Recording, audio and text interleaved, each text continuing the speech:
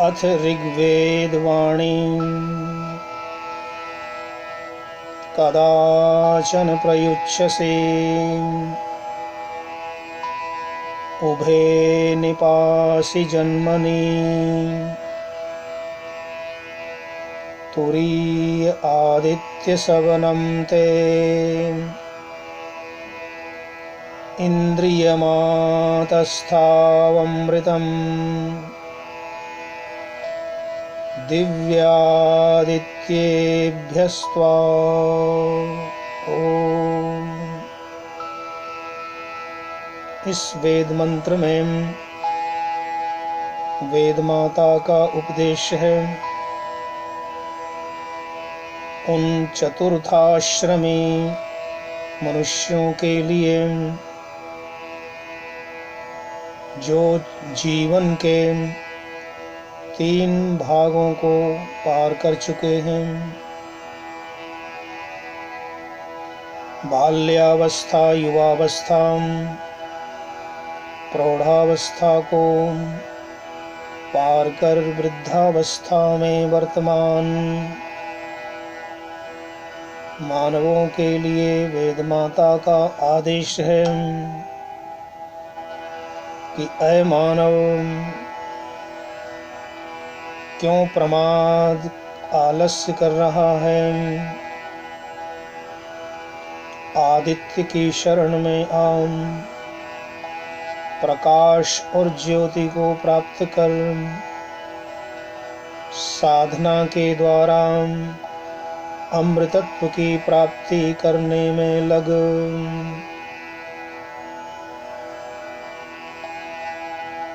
मंत्र में आदित्य शब्द सूर्य का वाची है। आदित्य का मूल अर्थ है अखंड, अरेच्य। विराट पिंड में से रिच रिच कर ग्रह उपग्रह बन चुकने के बाद जो अखंड अरेच्य अग्निपिंड सूर्य के रूप में शेष रह जाता है, उसे आदित्य कहते हैं। आदित्य के सूर्य के 4 सवन होते हैं, अर्थात दिन के 4 भाग होते हैं। पहला प्रातः सवन, दूसरा मध्याह्न सवन, तीसरा मध्याह्नोत्तर सवन और चौथा सायं सवन। आदित्य शब्द का प्रयोग मंत्र में सूर्य के अर्थ में न होकर सवन अर्थ में हुआ है। तुरीय का अर्थ है चौथा, चतुर्थ।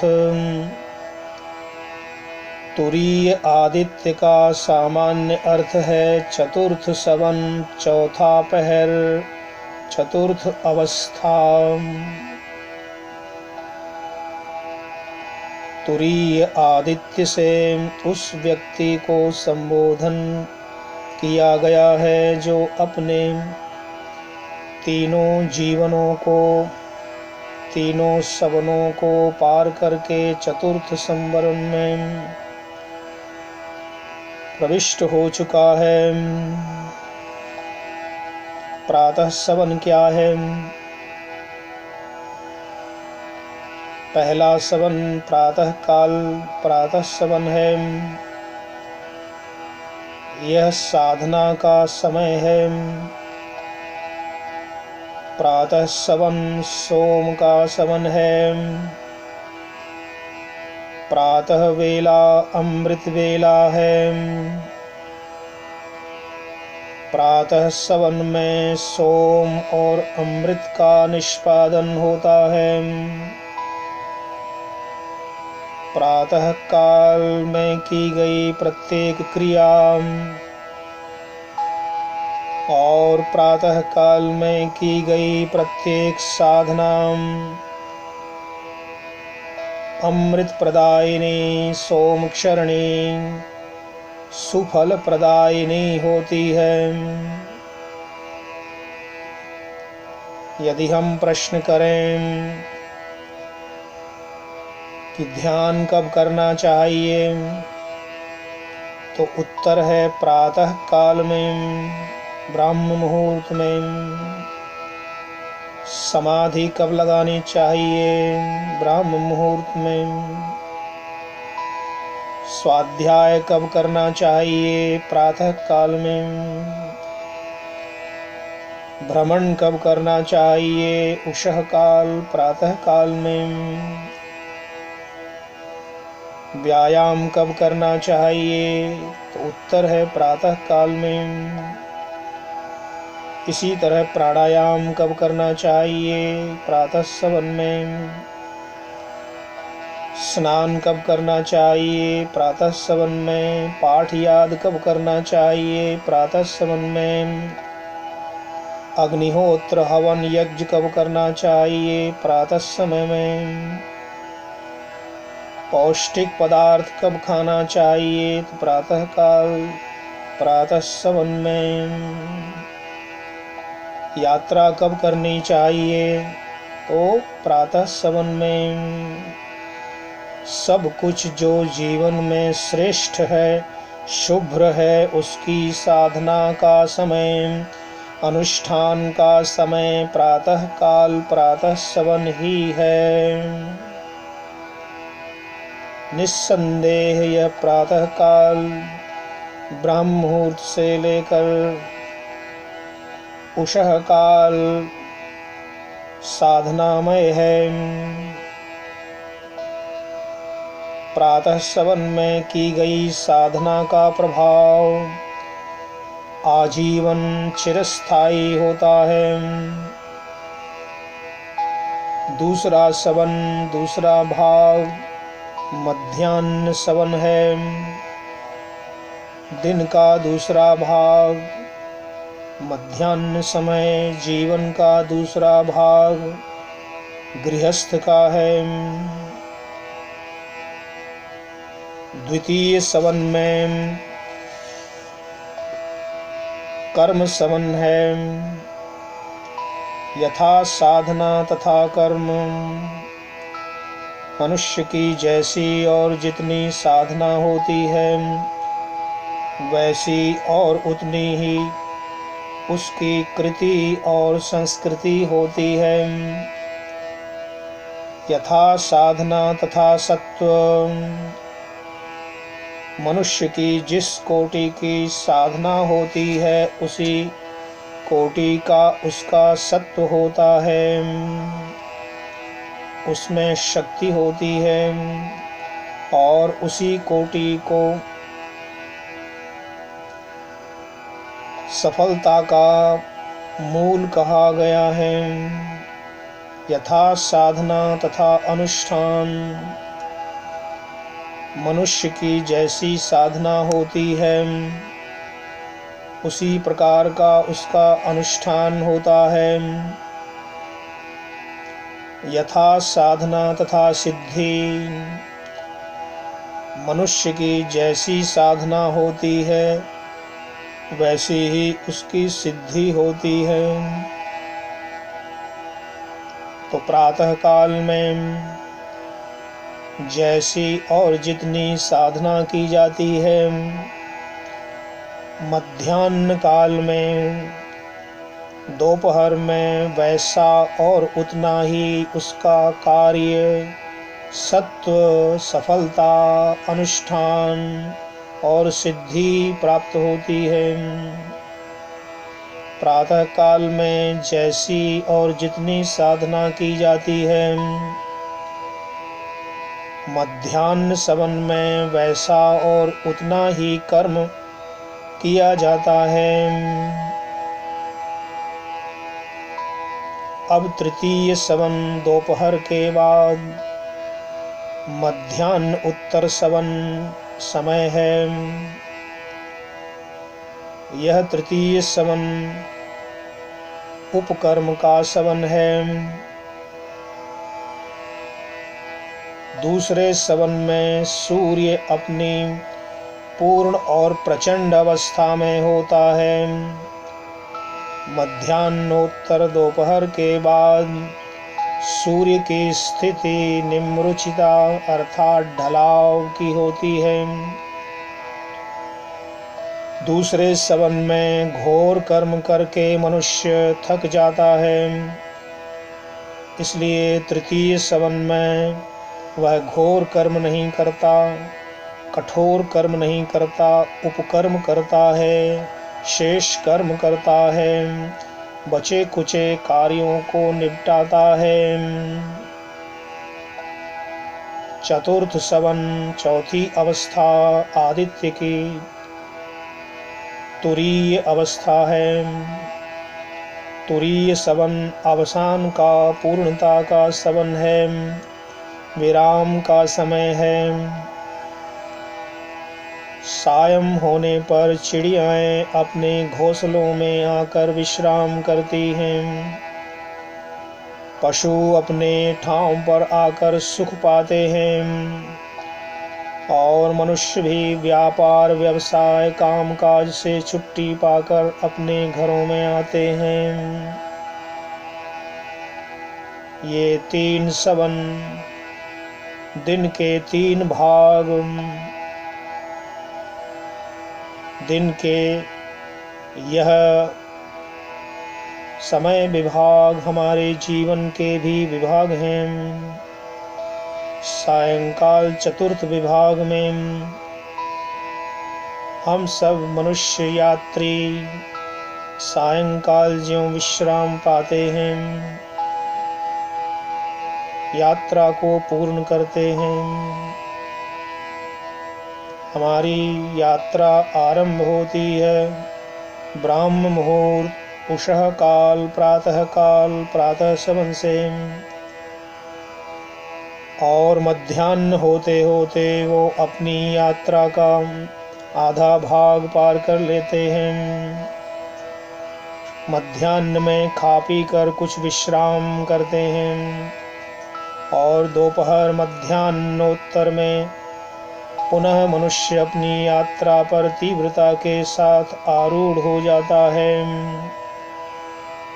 और सायं सवन सायंकाल की निकटता का अनुभव होने पर वो और अधिक तीव्र गति से चलने लगता है और दिन छिपते छिपते वो अपनी यात्रा समाप्त कर लेता है। यह दिन की आदित्य की सूर्य की एक दिन की यात्रा अवस्था पर हम सबका जीवन भी मानो एक दिन का है, जिसमें 4 प्रहर हैं। चतस्रो अवस्था शरीरस्य, बाल अवस्था, जवानी की अवस्था, प्रौढ़ावस्था और वृद्धावस्था। ये चारों अवस्थाएं प्रथमेनार्जिता विद्यां, द्वितीयेनार्जितं धनं, तृतीयेन तपस्तप्तं, चतुर्थे स किं करिष्यति। इसका अर्थ है जिसने प्रातः सवन में विद्या प्राप्त नहीं की, साधना नहीं की, द्वितीय अवस्था में धन प्राप्त नहीं किया, गृहस्थ नहीं हुआ, संसार के ऐश्वर्यों को प्राप्त नहीं किया, तृतीयेन तपस्तप्तं, तृतीय अवस्था वानप्रस्थ में जिसने तप नहीं तपा, स चतुर्थे किं करिष्यति, वह चतुर्थ वृद्धावस्था प्राप्त होने पर क्या करेगा। इस प्रश्न का समाधान इस मंत्र में है। वेदवाणी आदेश करती है कि चतुर्थ आश्रम में अपनी यात्रा को आदित्य के मार्ग पर चलाओ। आदित्य की तरह सूर्य को आधार बनाकर कर्म करो, यात्रा को आगे बढ़ाओ। परंतु आज का मनुष्य कितना अज्ञानी है। वो यात्रा करता है, परंतु उसे अपने लक्ष्य की प्रतीति नहीं। जो यात्री जानता है कि उसी जीवन यात्रा, लंबी यात्रा तय करनी है, लक्ष्य को प्राप्त करना है, परंतु उसको भूलकर जो फिर भी प्रातः सवन में साधना नहीं करता है, देर तक सोता रहता है और मध्याह्न सवन में भोजन करके, खा पी करके फिर चादर तान कर सो जाता है और उसके बाद दोपहर के बाद मध्याह्नोत्तर सवन में सूर्य को अस्ताचल की ओर जाते हुए देख करके भी वो अपनी चाल को तेज नहीं करता है, अपनी यात्रा का ख्याल नहीं करता है और रात को सोते समय वो अगले प्रातः काल की यात्रा का ख्याल नहीं करता है और यह सोचता है कल कर लेंगे, कल जाएंगे। न श्वश्वमुपासीत को ही मनुष्यस्य शोवेदम। वेद माता कहती है कि ऐ मनुष्य, कल कल की रट मत लगा, ये कल किसी ने नहीं देखा है। जो काल करे सो आज कर। दिन प्रतिदिन इसी प्रकार आलसी व्यक्ति, प्रमादी अपनी यात्रा का स्थगन करता रहता है, टालता रहता है। अंत को एक दिन, एक क्षण आता है जब वो अपने जीवन दीप को बुझता हुआ देखता है। मृत्यु सामने खड़ी, जरावस्था प्राप्त है। अंगम गलितं पलितं मुंडम, दशन विहीनं जातं तुंडम, वृद्धो याति गृहीत्वा दंडम, तदपि न मुंचत्याशा पिंडम। और ऐसी स्थिति होते हुए भी, रोगों के द्वारा आक्रांत होते हुए भी, शरीर के अंग प्रत्यंग के जर्जर होते हुए भी अफसोस है कि हाथ पर हाथ धरकर बैठा रहता है, पछताता है, रोता है, दूसरों को दोष देता है, काल को दोष देता है, परमात्मा को, भगवान को, ईश्वर को द्वेष देता है। जो यात्री चारों सवनों में यथावत यात्रा करता है, प्रातः काल से लेकर मध्याह्न काल, दोपहर से सायंकाल तक समय पर अपने सब कर्मों को करता हुआ चलता है, वो यथा समय अभीष्ट स्थान पर, मंजिल पर पहुंचता है और उसका जीवन उद्देश्य सफल होता है। तो ये बाल्यावस्था जीवन का प्रातः सवन है, प्रातः काल है। ये जीवन निर्माण का समय है। जिस प्रकार प्रातः सवन दैनिक साधना का सवन है, उसी प्रकार बाल्य अवस्था में मानव जीवन का साधना सवन है। इस सवन में जो संस्कार, जो अभ्यास, जो रेखाएं और जो भावनाएं बालक के जीवन में अंकित हो जाती हैं। उन्हीं के आधार पर उसका संपूर्ण जीवन संचालित और प्रवाहित रहता है। उन्हीं के अनुसार उसका विकास होता है। माता पिता को चाहिए कि गर्भाधान के उपरांत गर्भ में ही बालक को उत्तम संस्कारों के माध्यम से ये भावना संस्कार छोड़ें। बालक के जन्मने पर घर के वातावरण को सर्वदा परिशुद्ध रखते हुए बालक को निरोग, स्वस्थ, सुडौल, सुशील, शालीन, योग्य, संयमी, सदाचारी, सत्यव्रती, आस्तिक, धर्मात्मा, धीर, वीर, सात्विक बनाने का प्रयास करना चाहिए। यौवन अवस्था दूसरी अवस्था है, जवानी। मानव जीवन का मध्याह्न काल है, दोपहर है। यह सवन उभय लोक साधना का समय है।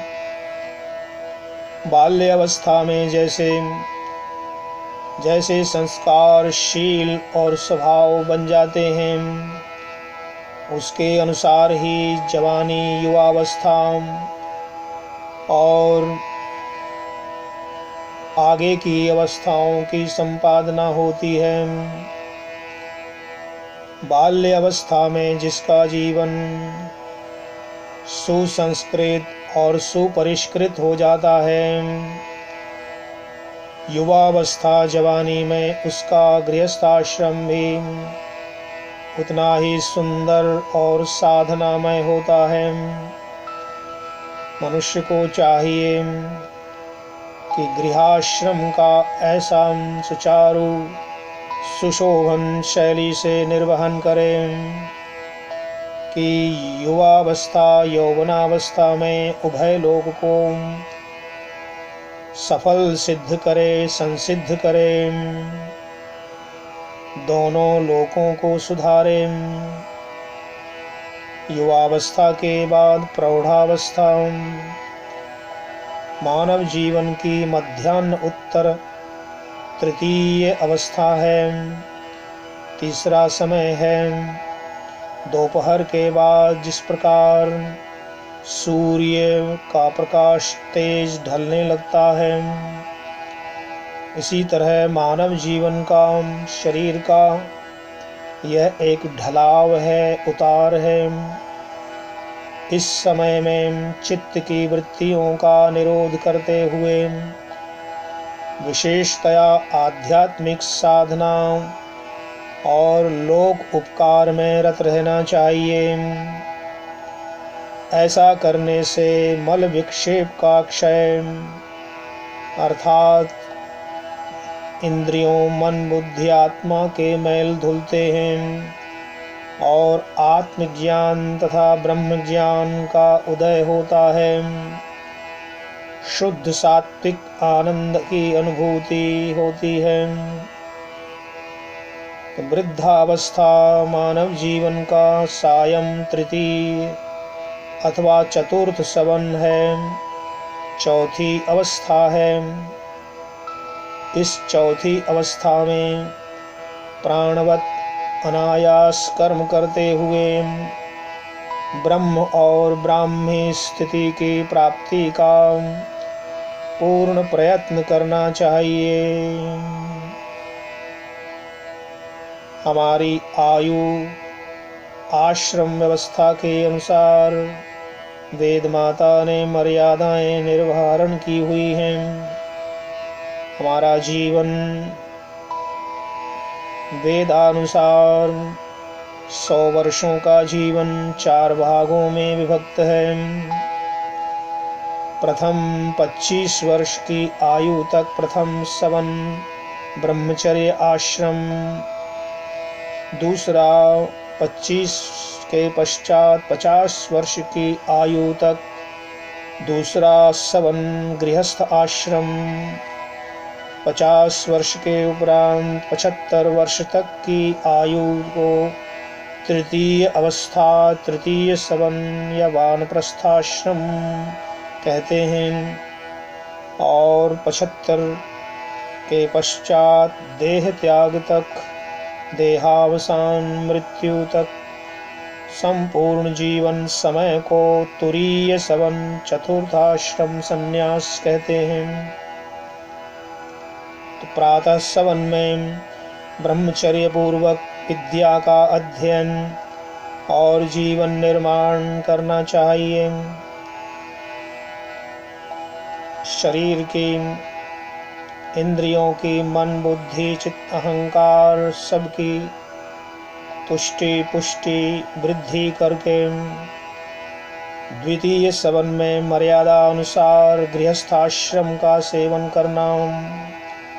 25 वर्ष की अवस्था में गृहस्थाश्रम में प्रवेश और तृतीय सवन में आत्म अवस्थिति का संपादन करना उचित है और चतुर्थ सवन में ब्रह्मस्थ होकर मोक्ष की समुपलब्धि करनी चाहिए। वेद माता हम मनुष्यों को उपदेश देती है कि हम ब्रह्मचर्य पूर्वक अपने प्रातःकाल बाल्यावस्था को समृद्ध बनाएं, पुष्ट बनाएं, सुदृढ़ बनाएं, विद्या प्राप्त करें, बलवान बनें, तेजस्वी ओजस्वी हों। और गृहस्थ में विवाह के उपरांत गृहस्थ बनाकर अपने संसार के कर्मों को करते हुए, भोगों को भोगते हुए ऐश्वर्यों को प्राप्त करें, तेजस्वी ओजस्वी धनवान बने। 50 वर्ष के उपरांत वानप्रस्थ वनस्थ होवें, अवसान करें, वन की ओर, साधना की ओर, तपस्या और त्याग का जीवन व्यतीत करें। और चतुर्थ अवस्था प्राप्त होते ही अमृत परमात्मा आदित्य के प्रकाश ज्योति को प्राप्त करते हुए अपने जीवन को ज्योतिर्मय बनाएं। यह शास्त्रीय और प्राकृतिक और धर्मानुसार परमात्मा के द्वारा बनाए हुए मनुष्य जीवन की मर्यादा आधारशिला है। आज का मानव इसके विपरीत आचरण करता है। साधारणतया मनुष्य अपना पहला समय प्रातः सवन, बचपन, बाल्यावस्था खेल कूद में गंवा देता है। दूसरी अवस्था जवानी की अवस्था को भोग विलास में बिता देता है। तीसरी तपस्या की अवस्था को चिंता और क्लेश में खो देता है। और तुरीय चतुर्थ अवस्था वृद्धावस्था में हताश, निराश, बीमार होकर बैठा रहता है और एक दिन संसार से चल बसता है। इसी का चित्रण कवि ने किया है। वृथा मानव जन्म गवायो,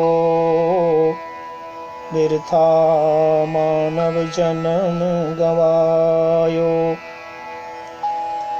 बालकपन में रहा खिलाड़ी, खेल कूद मन भायो, तरुणाई मद भोग में खोई, विषयन में बौरायो। अबहु क्यों ना चेतत बौरे, जंग जरा को छायो। कहत विदेह सुनो भई साधो, अंत समय नियरायो। मानव जन्म गवायो बिरथा, मानव जन्म गवायो। वेद माता चेतावनी देती है कि चतुर्थ समय वृद्धावस्था जीवन के अंतिम छोर पर प्राप्त हुए मनुष्य को उपदेश करती है कि तेरी आयु के 3 सवन 3 भाग यूं ही व्यर्थ व्यासंगों में व्यतीत हो गए। अब इस चतुर्थ सवन में तू कैसे प्रमाद कर रहा है? आलस्य मत कर, बटोही होने आई शाम। चेता नहीं सवेरे जल्दी, रहा सोता नितराम। बटोही होने आई शाम। नहा धो खा पी दोपहरी में, करता रहा विश्राम। अब सूरज छिपने वाला है, आलस का क्या काम। अब भी जो विदेह नहीं चेता, तो बिगड़ जाए सब काम। बटोही होने आई शाम। ऐ पथिक, ऐ यात्री, ऐ मनुष्य, तेरे जीवन की संध्या निकट आ गई है। बहुत लंबी यात्रा अभी तय करने शेष है। जीवन को किनारे लगा और तू न इस जन्म की साध पूरी कर पाया है, न अगले जन्म के लिए कुछ तैयारी कर पाया है। जीवन दिवस के 3 सवन 3 अवस्थाएं बीत गई हैं। सूर्य अस्त होने वाला है, सायंकाल की वेला है, और तुझे न लोक की सुध है, न परलोक की सुध है। न इस जीवन को बनाया, न परलोक का कुछ कमाया।